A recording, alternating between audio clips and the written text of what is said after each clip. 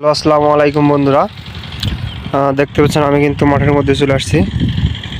আমাদের এই জমিতে কিন্তু এখন দেখেন শুধু আগাছা। এখানে তিল বোনা হয়েছিল, তিল বোনার পর তিল কেটে নেওয়ার পরে কিন্তু কিছু করা হয় না। এই যে গাছ ছিল, গাছটা আপনার পুরানো এবং আঠি পচা যে কীটনাশক আছে সেটা দিয়ে গাছটা মেরে দেওয়া হয়েছে।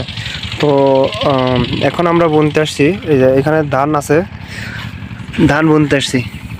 এই ধানটার জাত হচ্ছে মেবি স্বর্ণা কত সেটা আমি জানি না।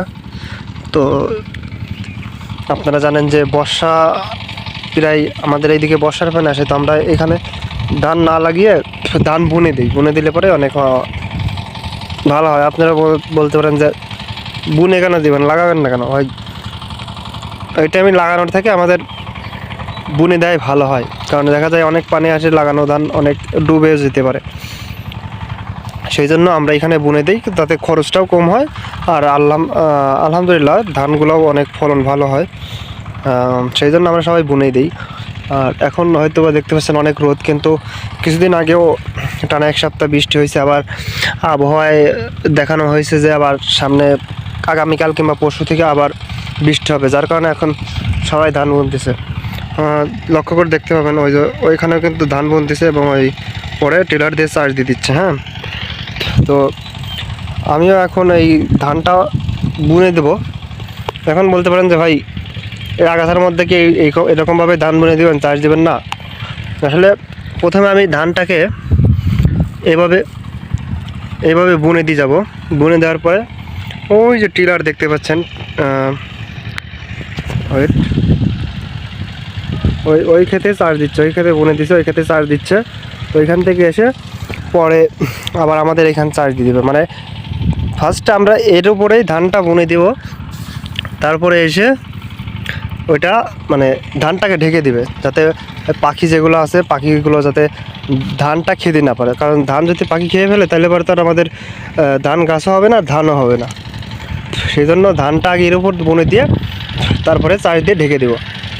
তো আমাদের এখানে কিন্তু এরকমভাবেই বর্ষার সিজনে ধানটা চাষ করা হয়।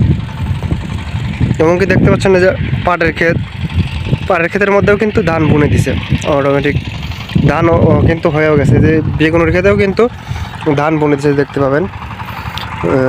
এই যে দেখা যাচ্ছে ধান কিন্তু এই ইসের ক্ষেতেও বুনে দিছে। তো আমাদের এইখানে বর্ষার সিজনে এরকমভাবেই ধান চাষ করা হয়। তো আমি এখন ধান বুনবো, সবাই ভালো। তো আলহামদুলিল্লাহ দেখেন আমার ধান কিন্তু বোনা শেষ। আর ধান কিন্তু এইভাবে পড়ছে দেখেন, একটা ধান, একটা ধান, এই যে ধান, এই যে ধান, এভাবে কিন্তু পড়ছে। এখন চার্জ দিলে পরেই হয়ে যাবে। হ্যাঁ, এভাবে কিন্তু আমি পুরো খেতেই বুনে দিছি। তো এইভাবে কিন্তু সারা খেতেই বুনে দিছি। হ্যাঁ, সারা খেতেই কিন্তু আমার ধান বোনা শেষ দেখেন। এইভাবে পড়ছে একটা ধান, একটা ধান, একটা ধান। তো ধান বোনা শেষ, পুরাটুকু আমি বুনে এখন ওয়েট করতেছি। আর ওইদিকে দেখেন ওই যে টেলার কিন্তু আসতেছে আমাদের এইদিকে, টেলার আসতেছে। টেলার আসে এখন এটা চার্জ দিয়ে মানে আমি তো উপরে বুনছি, উপরে বোনার এখন চার্জ দিয়ে এটা ঢেকে নিচে ফেলে দেবে, যাতে পাখিরা খাইতে না পারে কিংবা অন্যান্য যে পোকামাকড় আছে ওগুলো যাতে ধানের কোনো ক্ষতি করতে না পারে। তো এখন টেলার আসে চার্জ দিবে।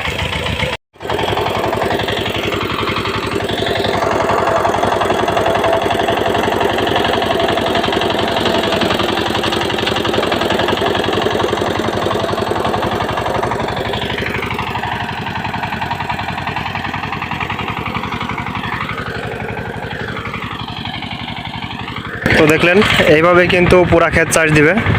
আর আমি যেহেতু ধান বুনে দিয়েছি আর এখন আমার কোনো কাজ নেই, একটা চার্জ দেওয়ার পরেই কাজ শেষ।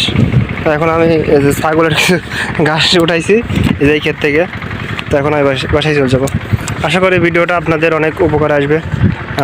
তো ভিডিওটা ভালো লাগলে পরে লাইক, কমেন্ট, শেয়ার করে দিন এবং সাবস্ক্রাইব করে পাশেই থাকেন।